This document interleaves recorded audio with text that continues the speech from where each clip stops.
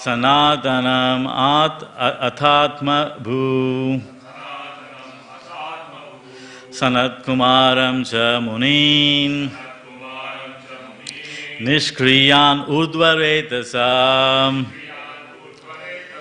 Sanakam Cha Sanandam Cha. It's Sanandam, it's not Sanandanam. Sanakam Cha Sanandam Cha Sanatanam Athatmabhu Sanat Kumaram Cha Munin Nishkriyan Udvaretasa. Prabhuji's Sanakam Cha Sanandham Cha Sanatanam Atatmabhu Sanat Kumaram Cha Munin Nishkriyan Udvaretasa. Sanakam Cha Sanandam Cha Sanatanam Atatmabhu Sanat Kumaram Cha Munim Nishkriyan Urdvaretasa. Sanakam Cha Sanandam Cha Sanatanam Atmabhu Sanat Kumaram Cha Munin Nishkriyan Udvaretasaham. Do you want to repeat, Mataji? No? Okay. Transliteration. Please repeat after me. Sanakam, Sanaka, Cha, also, Sanandam, Sananda, Cha, and Sanatanam, Sanatana, Atha, thereafter, Atmabhu, Brahma, who is self-born, Sanat Kumaram, Sanat Kumara, Cha, also Munin, the great sages, Nishkriyan, free from all fruitive action, Urdhva Retasa, those whose semen flows upwards. Translation and purport by His Divine Grace Srila Prabhupada. Srila Prabhupada ki jai. In the beginning, Brahma created 4 great sages named Sanaka, Sananda, Sanatana and Sanat Kumara. All of them were unwilling to adopt materialistic activities because they were highly elevated due to their semen flowing upwards.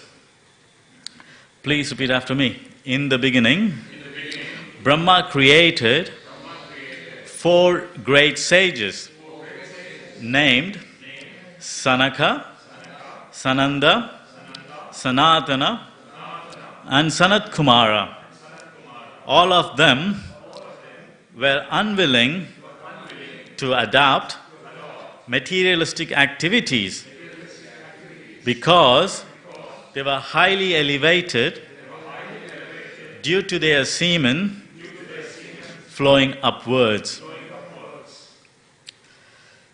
Purport. Although Brahma created the principles of nascence as a matter of necessity for those living entities who are destined to ignorance by the will of the Lord, He was not satisfied in performing such a thankless task.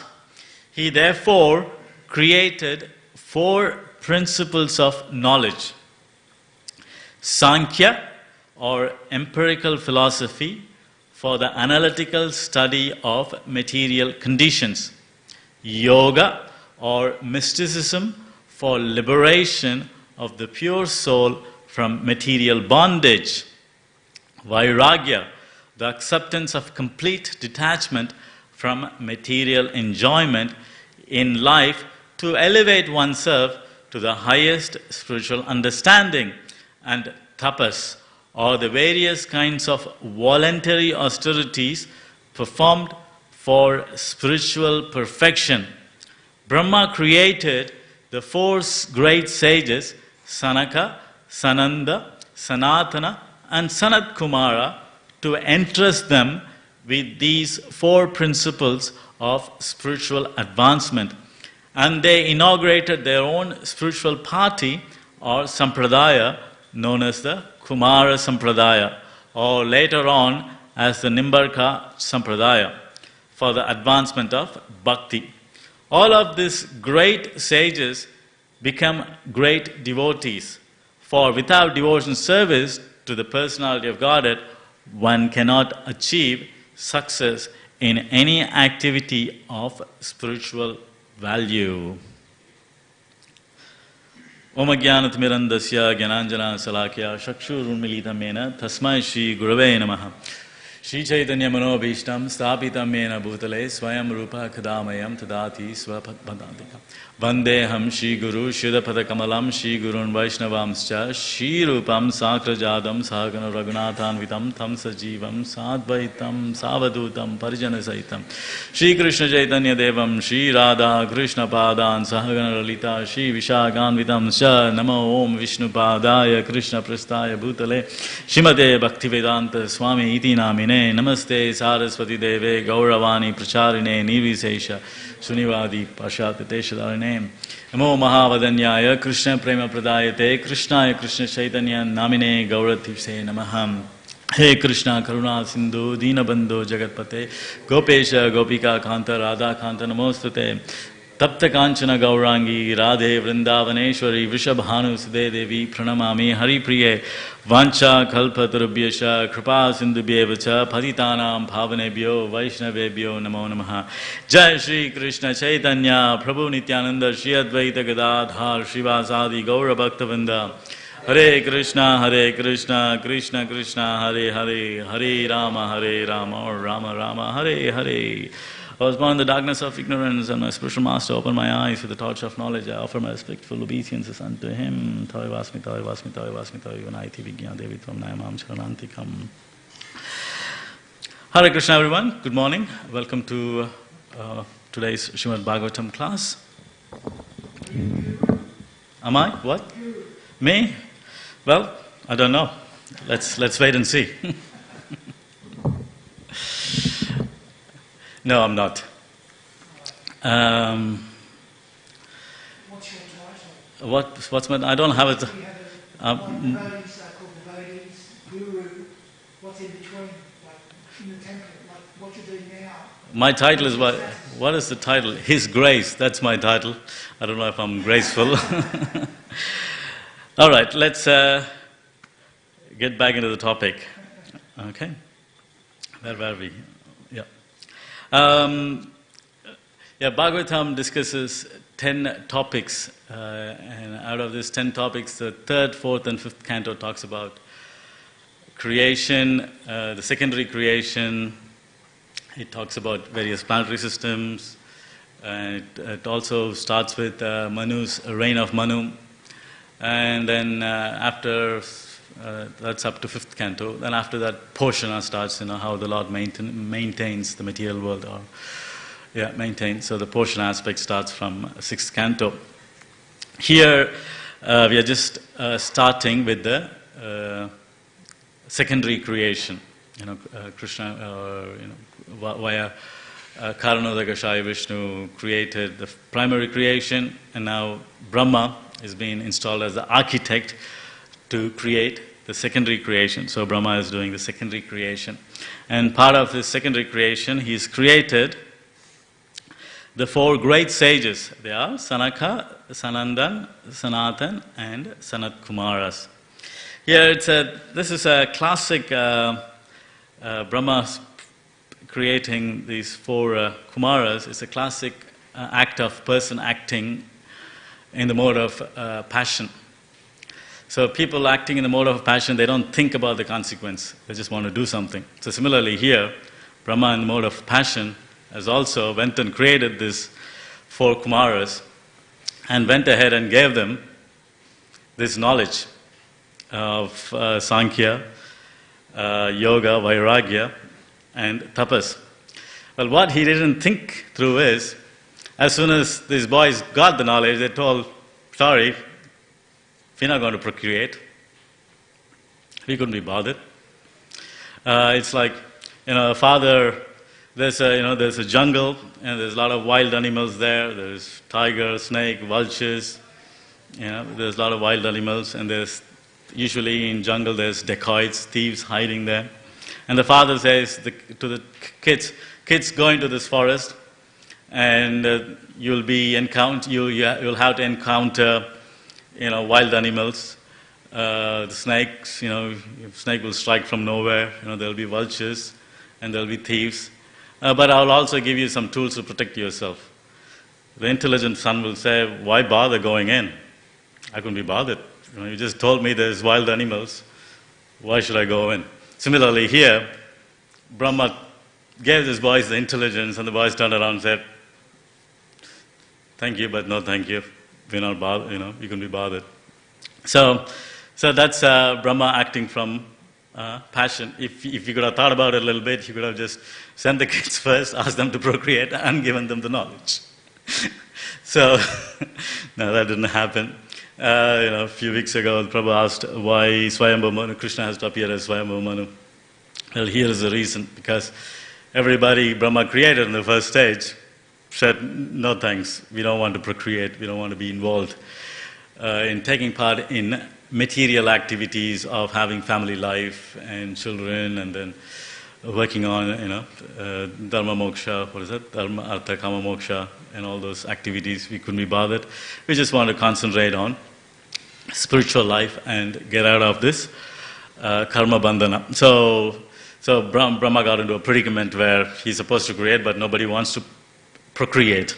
It says there's no point of being married life without having children.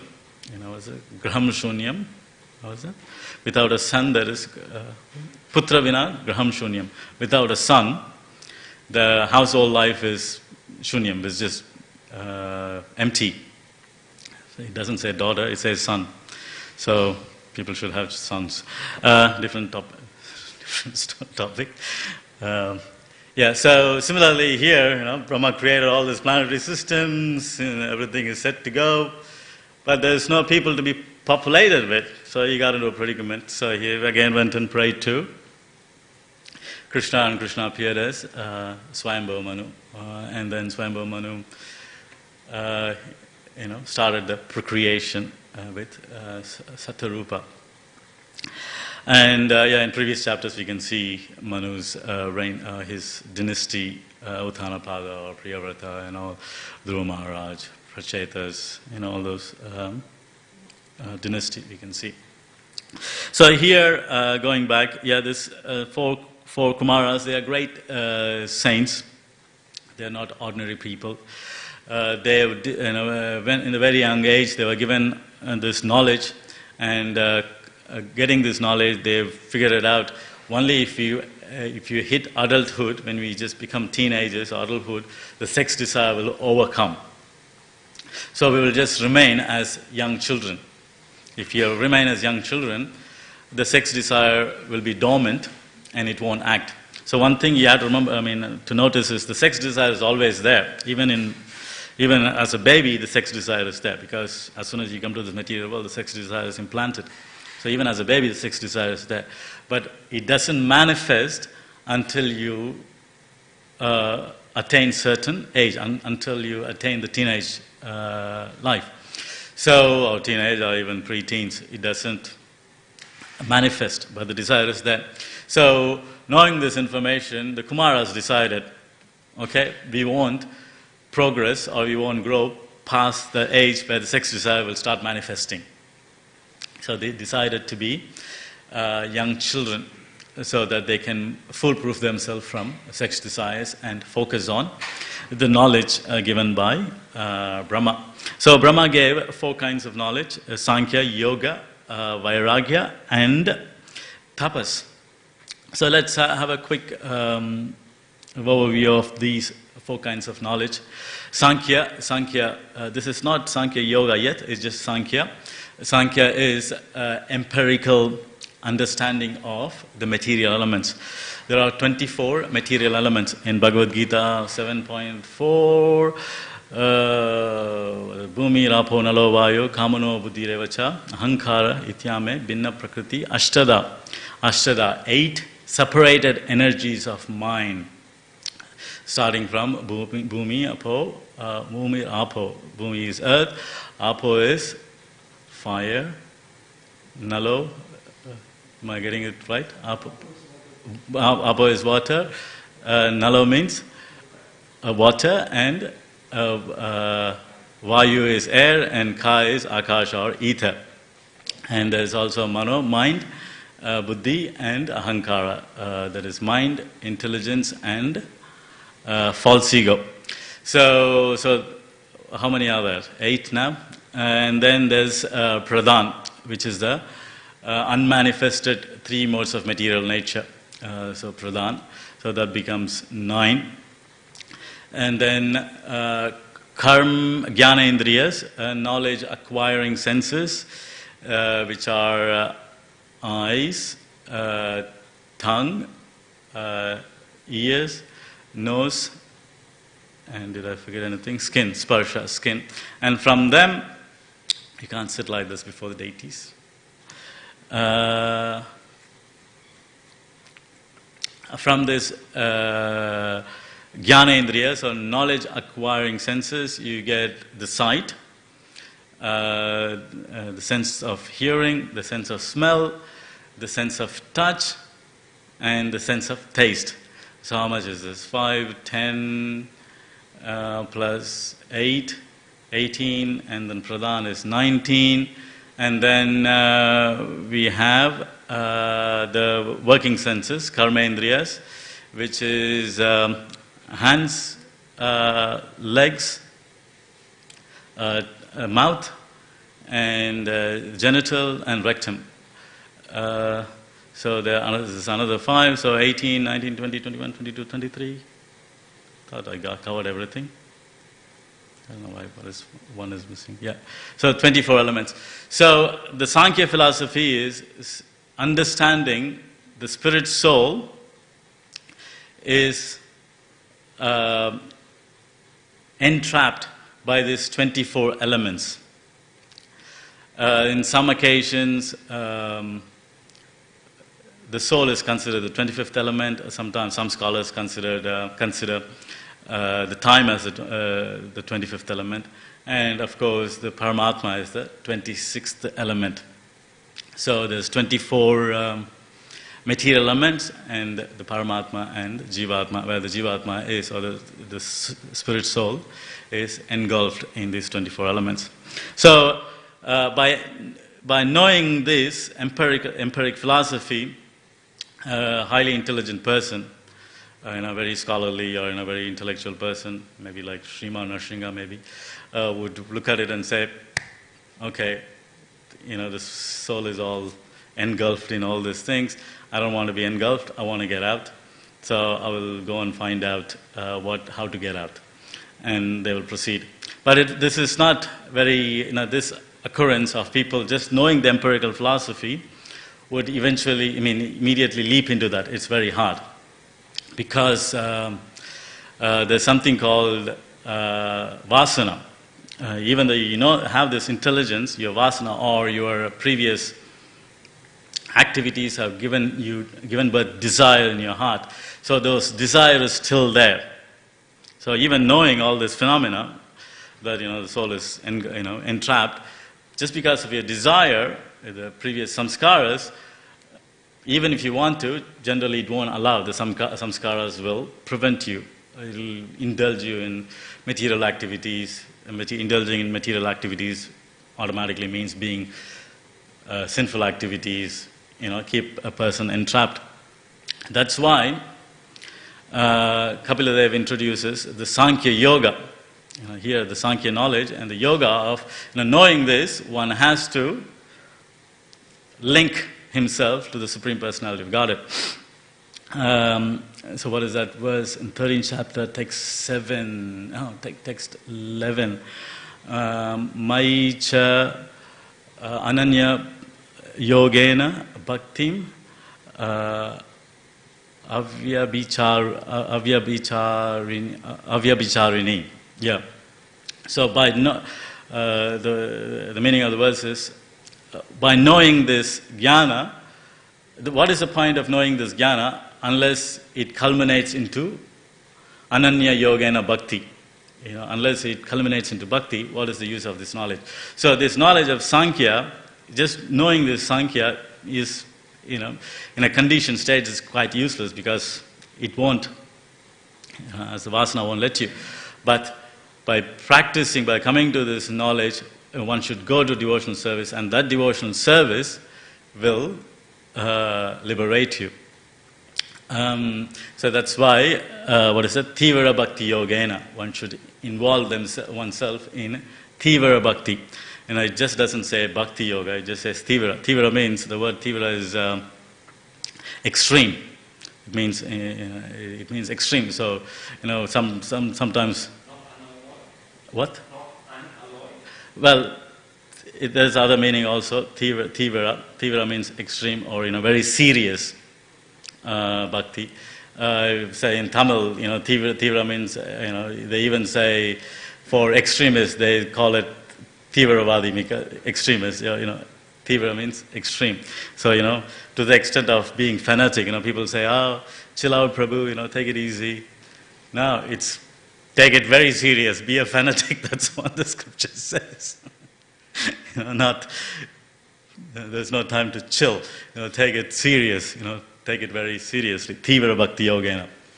So by Tivara Bhakti Yogena, knowing that we are entrapped in this 24 elements, one moves towards devotional service. So Kapila Dev, when he is propounding his Sankhya Yoga philosophy, he talks about, he introduces, that's why this particular pastime has a place in Bhagavatam. He talks about Ananya Bhakti,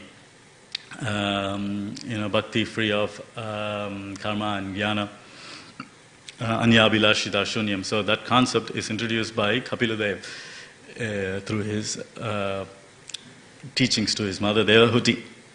So that's Sankhya and Sankhya Yoga. And then we have the next philosophy thought was yoga. Generally, when we mention yoga, it means mystic yoga or the Ashtanga yoga process. In this mystic Ashtanga yoga process, there are two stages. The first stage is yoga ruruku, and the other one is yoga arudha. These are the two stages. So this Ashtanga yoga process is described by Krishna in Bhagavad Gita himself. It's not a very easy process. It's not recommended in this age. So what we see as yoga outside, as Prabhupada calls it, it's just bogus gymnastics. It's not actually yoga. Say, how to give a mundane example. For example, we have seen, we have heard of the movie Avatar by James Cameron. James Cameron, isn't it? He calls the movie Avatar. And there's some remote relation where one person, maintains two bodies, or one person enters into another body and acts from another body, and that's because it's called Avatar. And, it has kind of very remote connotation where Krishna, appears in different forms and performs different activities. So Krishna appearing in various forms, that's called an avatar. Not, James Cameron just calling a movie Avatar. It doesn't make any sense him calling it. Similarly, the yoga practiced outside is James Cameron calling Avatar, his movie Avatar. It has nothing to do with the real yoga. The real yoga is explained by Krishna in Bhagavad Gita. Starts with yama, niyama, asana, pranayama, dharana, pratyahara, dharana. How many I got? Pratyahara, dharana. and Samadhi. Did I get all the 8? Sorry? Dhyana, yeah. Dhyana and then Samadhi. This is how the yoga is practiced, and it's a process. Process means generally you have to go from step 1 to all the way to nth step. You can't just pick and choose a step you want. Like the Alcohol Anonymous, they have 12 steps, and you can't just jump to step 9 or step 10. You have to go through from beginning. It's a process. If you just do pick one, it doesn't work. Similarly, the yoga, what practiced outside is, they just concentrate on the asana aspect. Even that, I don't know, not to the extent what Krishna explains in Bhagavad Gita. It's just some gymnastic. So the yoga, what Brahma instructed Sanandan is, through this Ashtanga yoga process, the 8 folds of yoga, where it starts with Yama and Niyama. So Yama and Niyama means strict following of rules and strictly rejecting rules which are not favorable. So one has to start with Yama and Niyama. Then he can progress to asana. So, the simple Yama Niyama is to lead a sober life. You can't be alcoholics, you can't be eating meat. And one of the conditions of Yama Niyama is celibacy. There's no celibacy in the modern so-called yoga, or the modern so-called yoga is performed so that they can increase their sexual activities. So, the yoga described by the Krishna in Bhagavad Gita is quite different from the so-called yoga what is practiced. And again, so after coming practicing Yama and Niyama strictly, then one can enter into asana, and then through asana one can perform pranayama. Asana means poses, pranayama means controlling the life air, and through controlling the life air one can withdraw his senses, which is called, what is it called, dharana? No, pratyahara. And then, so these 4 stages are, according to Vishwanath Chakravarti Thakur, according to Baladev Vidyabhushan, these 4 stages are called Yoga Ruruku. And then comes Dharanam, Dhyana and Samadhi, and this is Yoga Rudha stages, where one's meditation increases, becomes stronger and stronger. So in a dhyana stage and a samadhi stage, one's meditation grows deeper and deeper.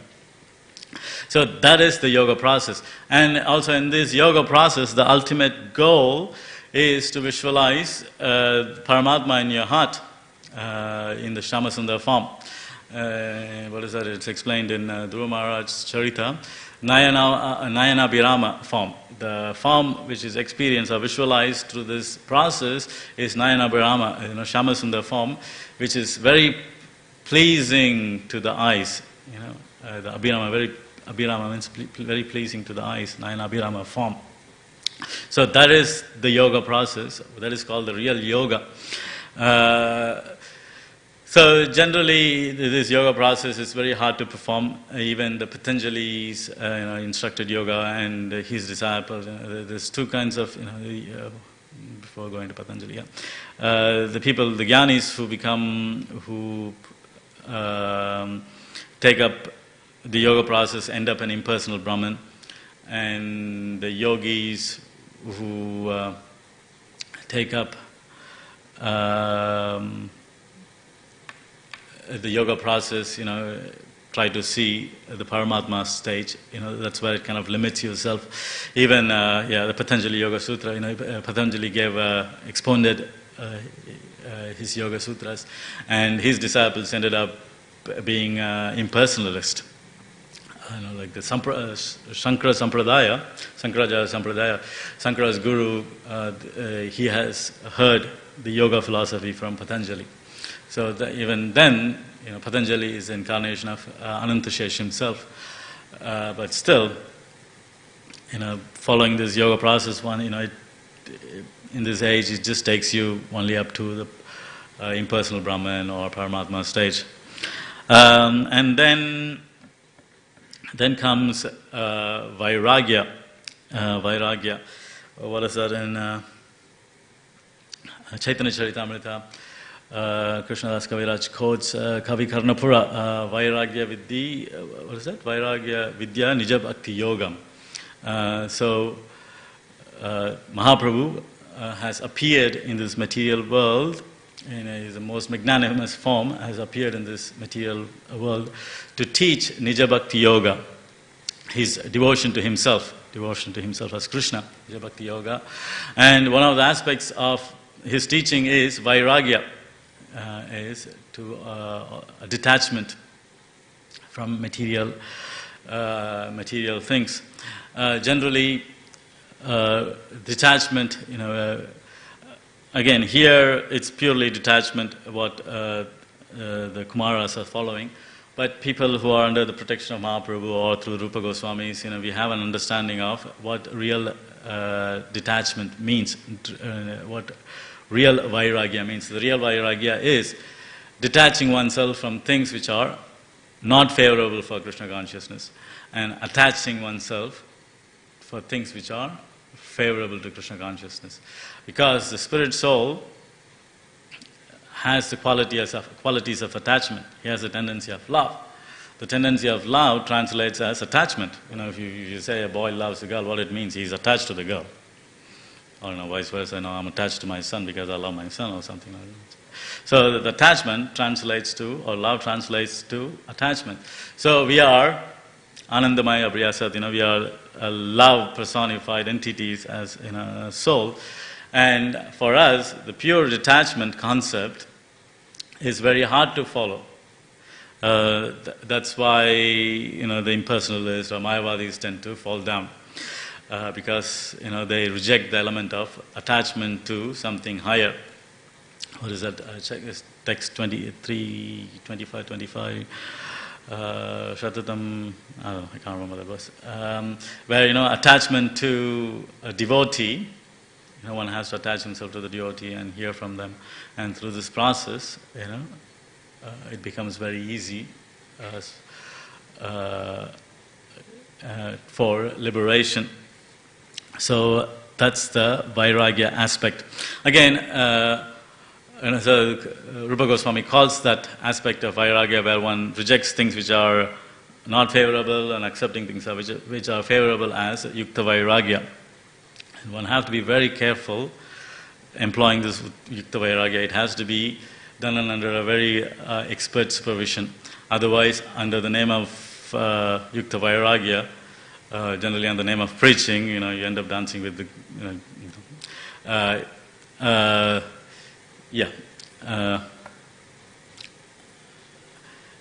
misusing the concept of attachment, and then it becomes sahajas. So one has to be very careful how the Yukta Vairagya principle is used. I know, as a preaching mission, we tend to dabble, we say, it's Yukta Vairagya, we need to use everything in Krishna's service. And you have to be very, very careful how you're using in Krishna's service or you're using for your own immediate or extended sense gratification, on the name of preaching, So one has to be very careful. That's the Vairagya aspect. And then there is, the next concept is tapas. Tapas is austerity, performing austerity. And performing austerity is not just any austerity, it's performing austerity voluntarily. For example, in Ekadashi, it's a voluntarily we give up eating grains. But if you go to a hospital, there are people who are sick who can't eat grains or who can't eat anything, and they are fasting, and they happen to be Ekadashi. That's not considered tapas. The tapas is healthy state of mind, healthy body, and you voluntarily give up certain pleasures so that you can practice detachment and grow the resilience. So that is real tapas. And the human form of life is meant for tapasya. what is the verse? Canto 5, chapter 5, text 1. Rishabhadeva Vacha. Ninam, what is that? Deha. What is it? The first verse? Nayam Deho Deha Bhajam. Deha Bhajam. Deha Bhajam? Arhat? No. Deha Bhajam. Nayam Deho Deha Bhajam. What is that word? Deha Bhajam. Nayam Deho Deha Bhajam. Niloke. Kashtan Kaman. Kashtan Kaman. Sorry? Arhatim. Arhatim. Tapo Divyam Putraka Evam Satatam heart. Then comes through the purification heart. Shuddhaiva Brahma Saukyam Avyayam. Avyayam or Sanatanam, one of those words is used. Tapas Divyam. So Rishabhadev instructs his sons, 10,000 sons. 10,000 or 1,000? 10,000 sons. 10,000 sons, 10,000 or 1,000 sons, I can't remember. This is the problem of Urdu writers, you start forgetting things. So he instructed his sons that the embodied soul, when the soul becomes embodied, in this nirloke, in this material world, there's no reason to work hard. Kashtan kama. Kashta means work hard. Kama for sense gratification, which is even obtained by Veer Varaha. Veer Varaha. Veer Varaha. Veer Varaha means stool-eating animals, which are like, Veer Varaha. Varaha means pigs. So even stool-eating animals get the sense enjoyment. So one should not, getting this very rare human form of life, one should not indulge very hard so that they can maintain their sense enjoyment. So therefore one should take up tapas. He says tapas divyam. So this austerity is divyam, is divine. This is divine austerity. It's not just, this concept of austerity is divine. So by taking up this divine tapas, putraka, my sons, the satatam, in the heart, all this the heart gets purified, shuddhaiva, the heart gets purified, and through this purification, one can enjoy Brahma Saukyam, and what is the next verses? Ananyam or Anantam? Anantam, he uses another word. So this Brahma Saukyam, eternally, endlessly. So that's the instruction. So the reason, the purpose of human form of life, sometimes people say, from a karmakandic perspective, the purpose of human form of life is dharma, artha, kama, moksha. Now, the real purpose of human life is to perform volunteer austerity. By performing volunteer austerity, one can realize the Supreme Personality of Godhead easily. And also, years before, I remember I was standing near the sink washing the plate when I was living in the ashram here. Prahlad Prabhu told me, Prahlad, you have to take up austerity voluntarily. By taking up austerity voluntarily, the material energy will give a break. It will take a back step. If you take the voluntarily take up austerity, the material energy will leave you alone, reasonably. So it's very important, that one has to voluntarily take up this austerity. Of course, the austerity, for us in Kali Yuga is quite comparatively very easy. Get up in the morning, come to Mangalarati, when you think about it, it's actually quite pleasing. It's very pleasurable activity. Sometimes I get into anxiety of not getting up, so I don't even sleep through the night. It's nice to come to Mangalarati. It's quite nice. It's pleasing. It's nice to sing first thing in the morning. And the samsara prayers are quite. It's such a nice, wonderful place. Glorifying your guru. You can really meditate on the spiritual master. It's very, very pleasing, very nice. Vande Guru Shri Charanarvindam, you can meditate on the lotus feet of the Lord, and then you chant in the morning, you do some chanting. And, Darshanarati, nice prayer, beautiful prayers sung by Yamuna, repeating Brahma Samhita. It's very nice prayers. I remember a devotee joined, this is 25 years ago, a devotee just joined the temple.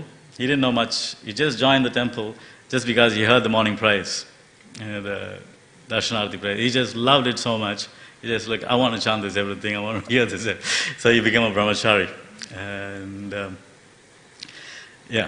so it's wonderful, the nice prayers, a nice fragrance, I don't know why we don't light incense, you put it off, but nice to light incense, nice fragrance, enjoy, nice to the senses.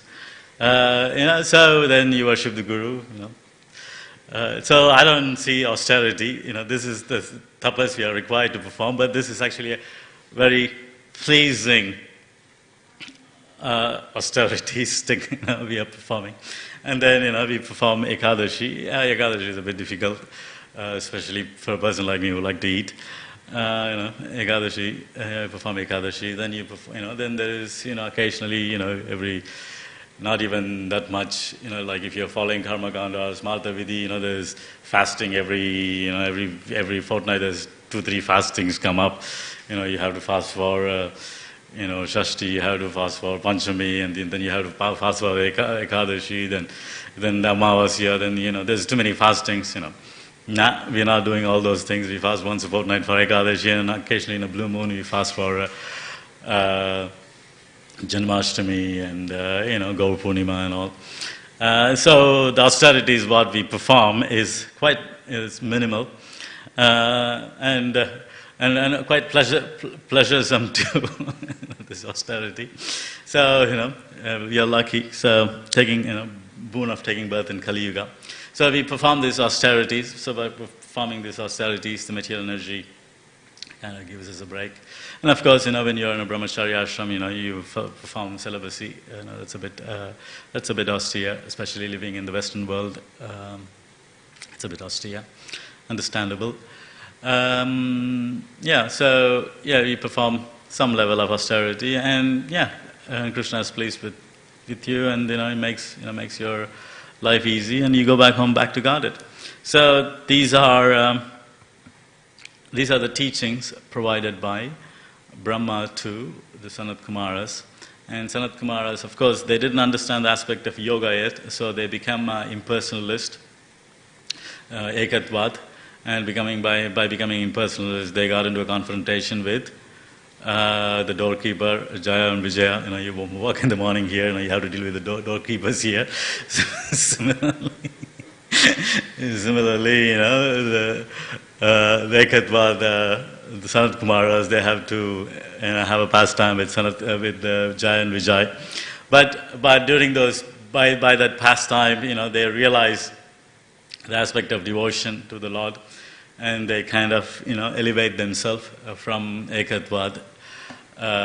It's a beautiful pastime where, Mahavishnu claims the Jaya and Vijay has themselves and says, what is that? He says, sorry that my devotees have offended you. So, Krishna rejects the Kumaras because of the Ekatvat. He says, these are mine, like similarly what Kurukshetra, what is that? First chapter of Bhagavad Gita, where Dhritarashtra rejects the Pandavas, and my sons and the sons of Pandu. So he rejects, and similarly Krishna rejects the Ekatvat, the Kumaras. So through this pastime, through the association of Jai and Vijay, they become devotees, and then they get sahujya, liberation. But again, in those, people born in Satya Yuga, they had time so they can traverse various stages of devotion, various levels of liberation. We don't have the luxury. Even though you can see Sanat Kumaras started with Ekatvad, then you can see them instructing Prithu Maharaj. So there's some, where they've kind of transgressed that aspect and become more towards more devotion. And even in the glorification of Radharani, Radhe Jaya Jaya Madhava Ite, in that verse is also Sanaka and Sanatan is mentioned. So even if they got the mercy of Radharani, so in some point of the time they even realized, have the mercy of Radharani. So in somewhere they've come to, come from Ekatvad all the way to pure devotional service, because to come under the shelter of Radharani, to get the mercy of Radharani, you need, that's a pure devotee state. So I don't know the exact pastime or where it happened. Maybe it's hidden in some tantra or some, samhita. I don't know. But yeah, you can see how this Kumaras, through this knowledge, gradually progressed to devotional service. So yes. So here there's a key word, Urdhva Retasa. I'll just speak about it and then finish. Urdhva means upwards. Like the tilak what we have, it's called Urdhva Pundara. The Pundara which is facing upwards. Tilak which is facing upwards. Like Shaivets, they were sideways tilak. But Vaishnavas are interested in upwards, Apavarga. So we wear upwards, Urdhva Pundara. Similarly, the same word Urdhva is used, Urdhvam Sattvat, what is that? Urdhvam Gacchati Sattvatva. One goes to upwards journey if one is placed in Sattva Guna. Similarly, same word Urdhva is used for Retasa. Retasa means semen. So what it means is, by practicing celibacy or by controlling the loss of semen, the semen races through the spinal cord and nourishes the brain. And when this happens, the brain becomes very in a position very bright, and it becomes in a position where it can grab the spiritual knowledge very easily. So understanding the Sankhya philosophy, it's very intricate in all these 24 elements, how they, combine together, and how from pradhan, and from how the living entities come, and the ether, the 5 tanmatras, and it's very intricate, to understand this. Even it is so intricate to understand. In 13th chapter, Krishna says, if one understands this Prakriti, Kshetra, and myself, he is liberated. He gets liberation. So it's Krishna is offering that boon. By just understanding these elements, one can, one has opportunity for liberation. And the same thing with yoga. The yoga is, there's no talk of yoga, there's no point of yoga unless there is celibacy maintained. There's no, the modern day yogis perform, so, there is not yoga because there's no celibacy. The yoga starts with, this kind of yoga starts with celibacy. Without celibacy, no. So that's why Vishwanath Thakur Chakravarti says one has to at least perform this kind of yoga, one has to be situated in Nishkama Karma Yoga. Unless one is situated in Nishkama Karma Yoga, there's no point of coming to this yoga. So, one has to become celibate, one has to have traversed karma kanda aspect, or understood, the object of sense gratification are just going to give me trouble, and I have to try to find out a higher principle. So one has to have come to that understanding, and then he has to go to a secluded place and then start practicing yoga, first. So for all this, Urdhva Retasa, celibacy is important. And then same thing with vairagya. Vairagya means detachment, detachment from sensual pleasures. So one has to detach himself from sensual activities. So naturally that's urdhva. And tapas, to perform austerities. One has to perform austerities, control senses, brahmacharya. Only in grahastha life, there's a license provided for engaging in sexual activities strictly for procreation purposes. In other three ashrams, vanaprastha or sannyas, strictly prohibited. So this urdhva is very important that one should engage in celibacy right from childhood. So the person's semen should be protected from being wasted. Through that, his brain gets nourished, and then through the nourished brain, one can understand the techniques of spiritual understanding. So that's important. Well, again, the verse I quoted from 13th chapter, where Krishna blesses, if you know kshetra, kshetragya, and prakriti. And after 2 verses, he says, well, if you can't do this, if it is too complex, if you can't do this, if you don't have the intelligence to figure these all out, just hear from devotees from persons who have heard this knowledge, and by hearing you will be situated in my devotion service, and you can be liberated. So, so let's finish that. Any questions, comments, corrections? Okay. It's a curly one, but where were we before we came onto this planet? Why are we on this planet? I can't work it out. Maybe you can help me. Why are we in this planet? We are in this planet because we want to enjoy. And where were we before? We were in the spiritual world with Krishna.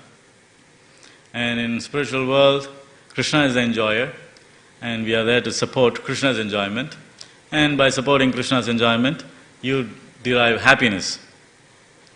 And when you decide you want to enjoy independently, what is it? There's a saying in my language. If you have a sword, what is a sword? Sword. The sword has a casing, and you can put only one sword in that casing. You can't put 2 swords. Similarly, in spiritual world, there's only one God. And if you want to be God, there's no space there. So you have to get another casing. And that casing is this material world. And that's why you are here. Does that make sense? Okay. Any question, comments? Any other questions? Okay. Any reasons why, just cutting you off. Explain to me why do you guys become monks instead of devotees? What is the difference between the devotee and the monk? There's no difference between... There's no difference. It's just different stages of life. Different stages. Like, you can't tell, a child goes to a school. You can't tell, why are you just be a human? Why you have to become a student? No, student is just a stage of human life. Similarly, monkhood is just a stage of being a devotee. Higher, lower, doesn't matter. It's just a stage. It's just a stage. It's just a stage. Yeah. And there's various stages. You can be a student at any age. It doesn't matter. It doesn't make one person higher or lower. It's just a different stage. You can decide to do, a medical degree when you're 80. Nobody is stopping you. That's a stage. And then you can become a medical student. That's a stage. So it's not higher or lower. It's just a stage where a person becomes a monk, especially with this verse, urdhva to practice celibacy, which helps in later stages to control their senses, to give you the understanding, to realize spiritual knowledge. So there's a stage where a person goes through monkhood. Okay, you have a question. I can't stand like this. I can't stay like this for Okay, that's fine. You can sit in a chair. That's fine. You can sit in a chair. There's chairs outside. Is that the question? Oh, okay. That's all right. You can just sit in a chair. If you can't sit, like here. Look at the gentleman. He's sitting in a chair. All right. Grantraj Srimad Bhagavatam ki. Tha Go Premanande. Here you go. Prabhupada ki jai.